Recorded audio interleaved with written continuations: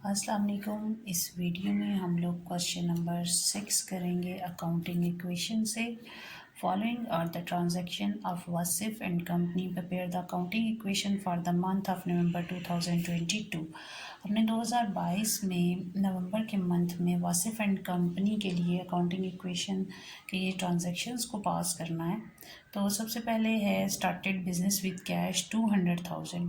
Cash से business start कर रहा है तो हमारे पास दो इफेक्ट होंगे, एक कैश पे और एक कैपिटल पे। अगर हमें कैश के अलावा भी कोई एसेट्स गिवन होते तो हमने उन्हें लिखना था और टोटल करके उसे हमने कैपिटल की अमाउंट में मेंशन कर देना था, जैसे हम पहले ही डिस्कस कर चुके हैं। तो हम साथ साथ क्वेश्चन सॉल्व करते जाते हैं। फॉर्मेट उसका बना लिया हमने। पहले कंपनी का name, accounting equation for the month of November 2022, serial number, assets is equal to liability plus owners equity. तो हमारे पास सबसे पहले स्टार्टेड बिजनेस विद कैश 200,000, तो कैश इंक्रीज होगा। यहाँ पे हम लिखा कैश और इधर लिखेंगे कैपिटल। अमाउंट क्या है हमारे पास कैश की, ₹200,000 और कैपिटल भी 200,000। हर ट्रांजैक्शन के बाद हमने इसका बैलेंस लिखना होता है। तो ये हमारी फर्स्ट ट्रांजैक्शन थी, अब हम इसका बैलेंस लिखेंगे। 200,000 ही आ जाएगा हमारे पास और कैपिटल भी 200,000 अमाउंट आ जाएगी। अब हमने इसमें देखना है कि जो सेकंड ट्रांजैक्शन है उसमें क्या बात कर रहा है। बॉट फर्नीचर ₹4,000, 4,000 का उसने फर्नीचर खरीदा है, प्लस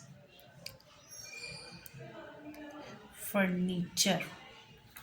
ठीक है, फर्नीचर खरीदा तो पैसे दे के ही खरीदा है। अगर किसी पर्सन का नाम मेंशन होता तो उसका मतलब था कि उसने उधार फर्नीचर लिया है। तो हमारे पास 4,000 का फर्नीचर है तो फर्नीचर की अमाउंट हम लिख देंगे और कैश 4,000 से लेस कर देंगे। कैपिटल पे इसका कोई इफेक्ट हमारे पास नहीं होगा। इसका बैलेंस लिख देंगे। 200,000 में से 4,000 लेस हुआ तो 1,96,000 आ जाएगा और फर्नीचर 4,000 आएगा। और कैपिटल की अमाउंट हम लोगों ने एज इट इज़ लिखनी है 200,000। अब यहाँ पे थर्ड ट्रांजैक्शन में बात होती है बॉट मशीनरी ₹30,000, 30,000 की मशीनरी खरीद रहा है और उसमें से 10,000 कैश में पे कर रहा है। तो यहाँ पे हमने लिखना है प्लस मशीनरी।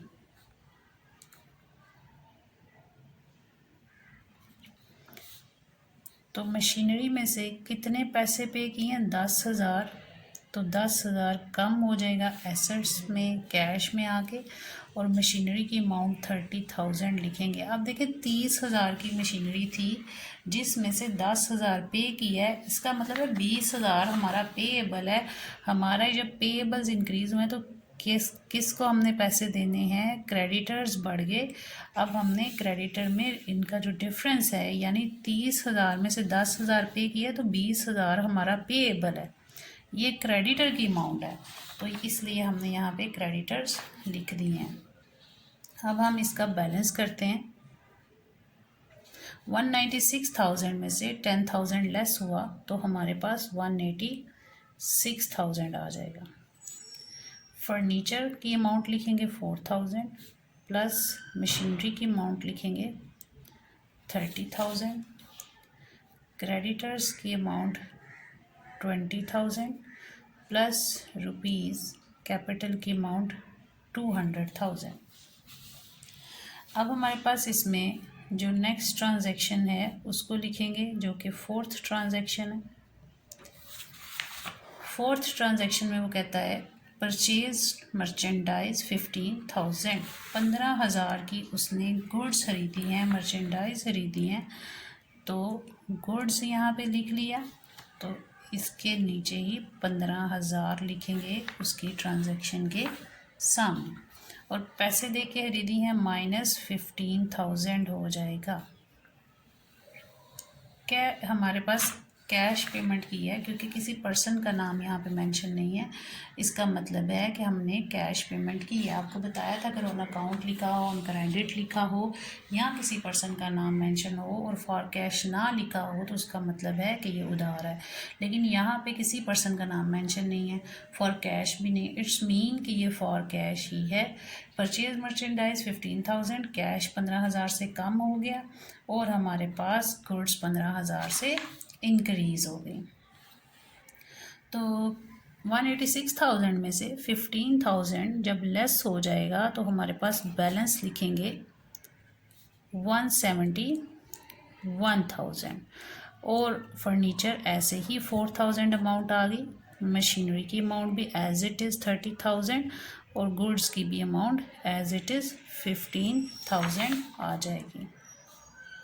अब क्रेडिटर की अमाउंट भी लिख लेंगे 20,000 और कैपिटल की भी 200,000। अब हम देखते हैं कि इसमें फिफ्थ ट्रांजैक्शन में क्या बात हुई है। फिफ्थ ट्रांजैक्शन में वो कहता है सोल्ड मर्चेंडाइज 8,000 कॉस्टिंग ₹6,000 टू नजम। उसने चीज़ें बेची हैं 8,000 की, जबकि उनकी कॉस्ट प्राइस 6,000 है नजम को। अब फॉर कैश नहीं है, इसका मतलब है उधार चीज़ें बेची हैं। जब आप उधार बेचते हो तो आपके डेटर्स इंक्रीज़ हो जाते हैं। जब आप उधार चीज़ें बेचते हो तो डेटर्स इंक्रीज़ हो जाते हैं। आपको मैंने इंट्रोडक्शन में और बाकी क्वेश्चंस में भी ये चीज़ बताई कि जो हमारे पास गुड्स होती हैं, मर्चेंडाइज हैं, वो कॉस्ट प्राइस से कम होंगी। तो कॉस्ट प्राइस हमारे पास कितनी है 6,000, कॉस्टिंग ₹6,000।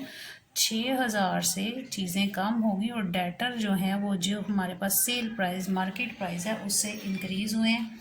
यानी 6,000 वाली चीज़ें 8,000 में बेची हैं, अभी हमें पैसे नहीं मिले लेकिन हमारा एसेट बढ़ गया, डेटर्स बढ़ गए, हमने लिख दिए। अब अगर 6,000 की चीज़ें बेची हैं, कॉस्ट प्राइस से 6,000 कम हुआ और 2,000 हमारा प्रॉफिट है, यानी 6,000 वाली चीज़ 8,000 में बेची तो 2,000 प्रॉफिट हुआ। और जब भी प्रॉफिट्स होते हैं तो हमारे पास कैपिटल इंक्रीज़ हो जाता है, तो 2,000 से कैपिटल हमारा इंक्रीज़ हो गया। अब इसका भी बैलेंस लिखते हैं।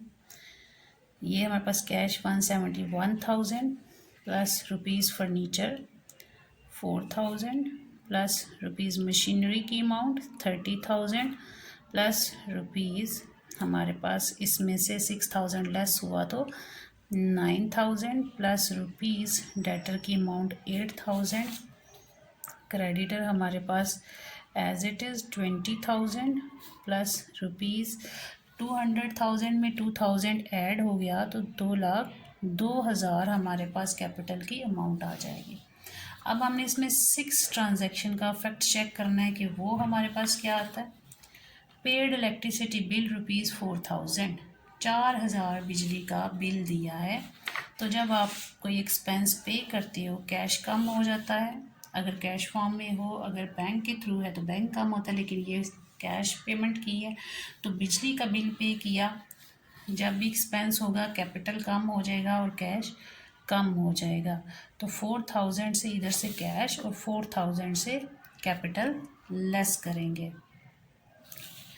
अब इसका बैलेंस लिखते हैं। 171,000 में से 4,000 लेस हुआ तो हमारे पास 167,000 आ गया। प्लस फर्नीचर की अमाउंट लिखेंगे, प्लस मशीनरी की अमाउंट लिखेंगे 30,000, प्लस गुड्स की अमाउंट लिखेंगे 9,000, प्लस हम लोग डेटर्स की अमाउंट लिखेंगे और क्रेडिटर की अमाउंट एज इट इज़ आ जाएगी 20,000। और जब हमारे पास कैपिटल में से 4,000 लेस हुआ तो ये हमारे पास ₹1,98,000 आ गया।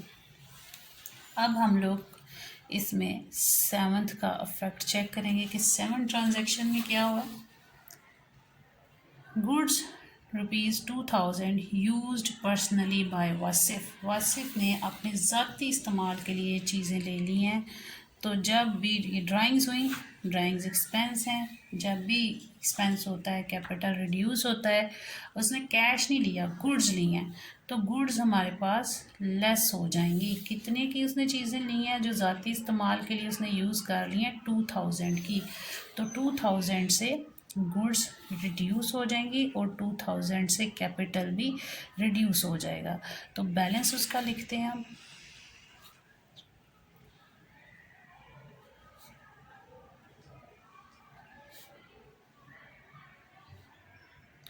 प्लस 9000 में से 6000 लेस हुआ तो 7000 और डेटर्स की अमाउंट 8000 और क्रेडिटर 20000 और 198,000 में से 2000 लेस हुआ तो 196,000। अब हम इसकी 8 ट्रांजैक्शन देखते हैं, उसमें क्या इफेक्ट है बताया गया, क्या ट्रांजैक्शन बताई है। पेड टू क्रेडिटर 8000, क्रेडिटर को 8000 पे कर दी, यानी आपने कैश पेमेंट की है तो 8000 आपके पास कम हो जाएगा, कैश में से माइनस कर देंगे और हमारे पास क्रेडिटर में से भी 8000 कम हो जाएगा, क्योंकि अब ये इतनी अमाउंट हमारी लाइबिलिटी नहीं रही है, हमने उसे पेमेंट कर दी है। 167,000 में से 8000 लेस हो गया तो हमारे पास क्या अमाउंट आ जाती है, 159,000 प्लस रुपीज़ फर्नीचर की amount as it is, rupees machinery की अमाउंट एज इट इज़, और जो गुड्स हैं 7000 वो भी लिख लें, डेटर्स की अमाउंट भी लिख दी। यहाँ पे 20,000 में से 8000 लेस हुआ तो यहाँ पे हमारे पास 12,000 रहेगी और यहाँ पे 196,000 बैलेंस। अब हमारे पास 9 ट्रांजैक्शन को देखते हैं। रिसीव्ड फ्रॉम नजम रुपीज़ 8,000 नजम से रिसीव किया। नजम को हमने उधार चीज़ें बेची थी, ठीक है। अब 8000 से डेटर तब बढ़ गए थे, अब उसे पैसे रिसीव करेंगे तो डेटर्स ख़त्म हो जाएंगे और कैश 8000 से इंक्रीज़ हो जाएगा, क्योंकि आपका बिज़नेस पैसे रिसीव कर रहा है, प्लस 8000 और डेटर में से लेस 8000 कर दिया और कैपिटल पे कोई इफ़ेक्ट नहीं आएगा।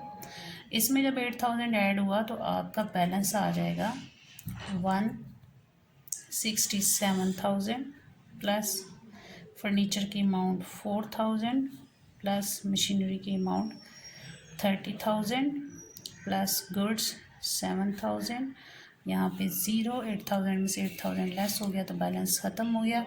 क्रेडिटर की अमाउंट 12,000 और कैपिटल की अमाउंट 1,96,000। अब हम इसकी 10th ट्रांजैक्शन देखते हैं। Received bank interest rupees 2000 bank का इंटरेस्ट रिसीव किया है, इंटरेस्ट रिसीव किया, आपके पास कैश 2000 से इंक्रीज़ हो गया और 2000 से ही आपका कैपिटल भी इंक्रीज़ हो गया। अब हम इसका बैलेंस करते हैं और फिर टोटल करके देखते हैं। 167,000 plus 2000 169,000 plus rupees 4000 plus rupees 30,000 plus rupees 7,000 plus zero is equal to rupees 12,000 plus rupees, इसका हमारे पास 198,000। तो इन सब का अब हम टोटल करेंगे, बैलेंस लिख लेने के बाद इनका टोटल करेंगे। ये हमारे पास 98,000 और ये 12,000, 2,10,000 बन गया और यहाँ पे भी इसका टोटल करेंगे तो हमारे पास 34,000 प्लस 7,000, ये भी 2,10,000 बन गया। तो assets is equal to liability plus owner equity. इसके साथ हमारा ये क्वेश्चन नंबर 6 कंप्लीट होता है। अगर किसी स्टूडेंट को इसमें स्टिल कोई इशू हो तो वो लोग पूछ सकते हैं। थैंक यू, अल्लाह हाफिज़।